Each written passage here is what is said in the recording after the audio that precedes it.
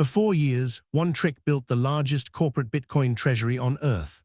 Strategy, the company once called MicroStrategy, issued stock above the value of the Bitcoin it would buy, used the cash to buy more, watched Bitcoin per share rise, and let the premium justify the next raise. That premium, its modified net asset value, peaked near 4 times. This weekend, it fell below 1. Here is the scale of the bet. Strategy holds about 846,000 Bitcoin, bought for $64 billion, at an average near 75,600 a coin. With Bitcoin near 63,000, that treasury is about 17% underwater, an unrealized loss north of $10 billion. And in a single quarter, the company reported a $12.5 billion net loss as the coins marked down. A business with $124 million of quarterly revenue, sitting on a $54 billion Bitcoin balance sheet. So where's the edge? Not in the lever. Below 1 times net asset value, the share issuance engine runs in reverse. Every new share now shrinks Bitcoin per share instead of growing it. The asymmetric move is simpler: own the asset or own the licensed wrapper. At the very moment the leveraged proxy is cracking, Morgan Stanley refiled a Solana fund that stakes the coins and pays you the yield at a market-low fee.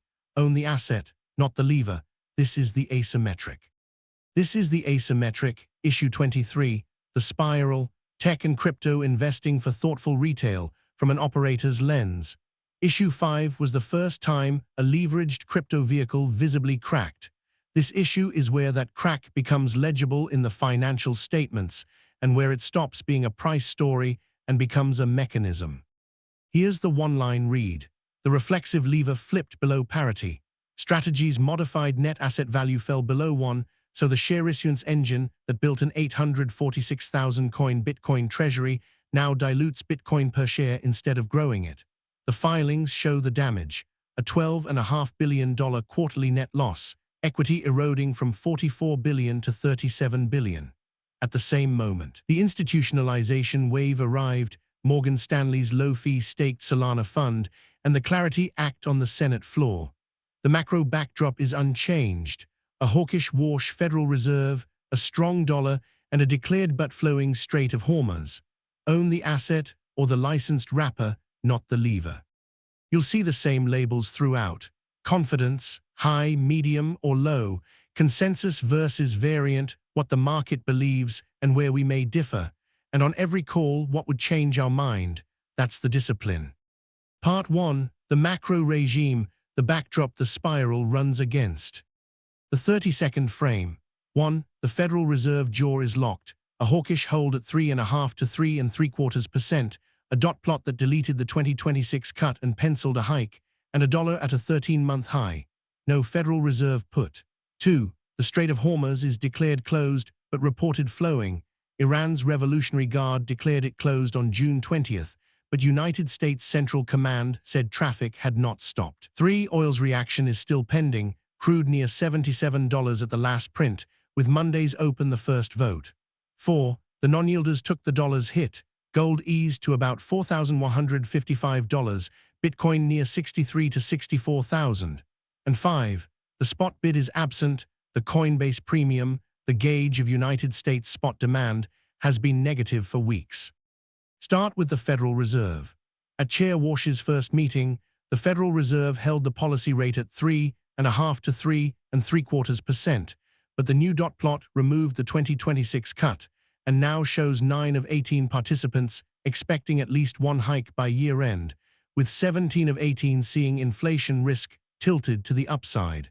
The dollar holds a 13-month high. Here is why this breaks a reflexive lever. A hawkish Federal Reserve and a strong dollar don't just lower valuations, they raise the cost of capital and erase the equity premium a reflexive treasury runs on. A leveraged Bitcoin proxy that can no longer raise cheap equity is exactly the structure a higher-for-longer regime punishes first. Now the choke point: declared closed, reported open. Iran's Revolutionary Guard declared the Strait of Hormuz closed to all vessels on June 20th, citing alleged ceasefire violations, reversing the partial reopening that followed the June 17th memorandum. But United States Central Command publicly stated that vessel traffic had not stopped, with a Navy spokesman saying Iran does not control the strait. This is the honest update to last issue's Vice. The enforcement question now has a first answer from the United States military. The strait is declared closed but reported open, a de-escalation versus a physical outage, which is why oil stayed near $77. The tale is live. The base case this weekend is a rhetorical closure. Then the assets the dollar is pressing. Gold eased to about $4,155 an ounce, its lowest since June 11th, pressured by the 13-month high dollar and higher for longer real yields. We cite gold by level and driver, never a contested return. Oil is loaded, not fired, crude near $77 with the premium draining, and the reclosure lands into Monday's open. And crypto has no spot bid. Bitcoin near 63 to 64,000, Ether near 1,700, trading the dollar and the rate. The Coinbase premium, the gauge of United States spot demand, has been negative for weeks, one of its longest stretches, while spot Bitcoin funds bleed. The bid is offshore-led and leveraged, which is exactly the fragility the spiral exploits. Part 2, in focus, the anatomy of a reflexive lever below parity. Strategy is not really a software company anymore. It is a publicly traded, leveraged Bitcoin holding vehicle. Look at the mismatch. In the year ended December 2025, the company reported just $477 million of revenue, a small enterprise software business, against a balance sheet dominated by Bitcoin, total assets of $62 billion, long-term debt of $8 billion, and stockholders' equity of $44 billion. Then, in the quarter ended March 2026, revenue of $124 million against a $12.5 billion net loss, as Bitcoin marked down, total assets shrinking to $54 billion, and equity eroding from $44 billion to $37 billion in a single quarter. The treasury itself, about 846,000 Bitcoin at an average near 75,600 a coin, about 17% underwater. These figures are pulled live from the company's filings. Now the mechanism, and it's the whole story.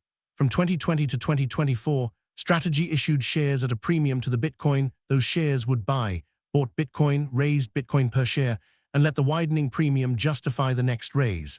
That loop is mathematically accretive only above 1 times its net asset value, only when each new share sells for more than the Bitcoin it funds. This weekend it sits below 1, in the low 0.8, below parity. The identical action runs in reverse. Every share sold now dilutes Bitcoin per share instead of growing it. The engine became a tax on the shareholders it was built to enrich. Around June 10th, Investors Business Daily reported the stock trading roughly 17% below the price needed to fund purchases without shrinking Bitcoin per share. That is the spiral, stated precisely. The debate, the bull in the numbers, this is amplified longest duration Bitcoin exposure on sale below the value of its own coins, and if Bitcoin re-rates above the cost basis, the loss reverses and the accretive engine restarts. The company carries long-dated debt, a $2.25 billion reserve, and a buy rating from TD Cowen. The bear and an honest correction, reflexivity is now a headwind, not a tailwind. The obligations meter runs regardless of the Bitcoin price, an 11.5% preferred dividend layered over $8 billion of debt, with analysts estimating combined annual fixed obligations near $1.5 to $1.75 billion, against a business that earned $477 million of revenue all of last year. And the May sale of 32 coins broke a years-long never-sell promise. This is not a no-debt fortress. Equity fell $7.5 billion in 1 quarter. The read, a research view, not a call, and the disciplines line since issue 3 holds and sharpens. Own the asset, not the lever. Strategy is the listed embodiment of crypto treasury reflexivity. The quality here is Bitcoin's quality, not the company's, and the wrapper's superpower, accretive issuance, is mathematically switched off below parity. What would change the read? A sustained Bitcoin rally that lifts the net asset value decisively back above 1 and restarts accretive issuance. The bull, the lever rearms, versus a prolonged sub-parity stretch that forces larger Bitcoin sales to fund the preferred and the debt. The bear, the forced seller channel widens into the spiral. But here's the countercurrent, and it's the point of this issue. At the exact moment the leveraged proxy is cracking, the regulated wrapper is arriving. Morgan Stanley refiled its Solana fund, with staking at a market-low fee of 14/100%. The trust can stake up to 100% of its Solana through third-party providers, keeping about 95% of the rewards for holders. A staked, blue-chip-sponsored fund is a structurally cleaner way to own a yield-bearing crypto asset than a leveraged single-company proxy. Meanwhile, the Clarity Act sits on the Senate floor with a July window, and the European Union's crypto asset transitional period ends July 1st. Crypto is bifurcating, the leveraged layer de-risking, the licensed layer institutionalizing. And the thematic, reflexivity, is the risk the rate exposes. Any structure whose model requires continuous access to cheap capital, a reflexive equity engine, a borrow-to-build artificial intelligence build-out, a treasury funding dividends from financing rather than cash flow, is fragile in this regime. A hawkish Federal Reserve and a strong dollar don't just lower valuations, they break the financing loop the structure depends on. So reward what funds itself from cash flow, the toll booth that prints cash, the sold-out memory, the rails a higher rate helps, the self-funding compounder, the insulated barrel, and the hard asset at its floor. Be wary of the reflexive and the borrow-to-build. Part 3. The spiral: own the asset, or the licensed wrapper, not the lever. What we are watching over the next 10 days. Strategy's net asset value versus 1. Does the premium climb back above parity or stay below it and dilutive? The first semi-monthly preferred dividend on July 15th and any further coin sales. Morgan Stanley's stake Solana and Ethereum funds and their approval timeline. The Clarity Act on the Senate floor in its July window. The European crypto cliff on July 1st. The Coinbase premium and fund flows. For any return of United States spot demand, Monday's open after Juneteenth. Hormuz, declaration versus enforcement, the dollar and Federal Reserve speakers, and Bitcoin versus the cost basis near 75,600, which governs the entire spiral. And we keep score in public. Strategy enters re-anchored, avoid the reflexive lever, own the asset, not the proxy. Solana and the staked fund wrapper as the institutionalization countercurrent. EOG the insulated barrel. Hormuz and oil declared closed but reported flowing. Toast the self-funding compounder. Coinbase the bet on the bill rails. The Federal Reserve hawkish. The dollar a regime signal. Nvidia and Micron self-funding profit. Circle the settlement rails. Gold, constructive, Bitcoin, a liquidity tape with no domestic spot bid. Dated, falsifiable calls, and we grade them. So where does it land? The reflexive lever flipped below parity. Strategy's net asset value fell below 1, converting its equity engine from accretive to dilutive, and the filings make the leverage concrete. A $12.5 billion quarterly loss, equity eroding from 44 to 37 billion, and a coin sale that broke the never sell promise. The countercurrent arrived at the same moment. A low-fee staked Solana fund, the Clarity Act, and Europe's July 1st cliff.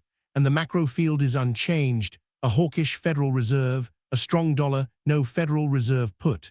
The crowd buys the lever at a discount to its coins. The discipline asks why the discount is there and owns the coins. This is research, not personalized advice. Verify it yourself. We'll see you in the next issue.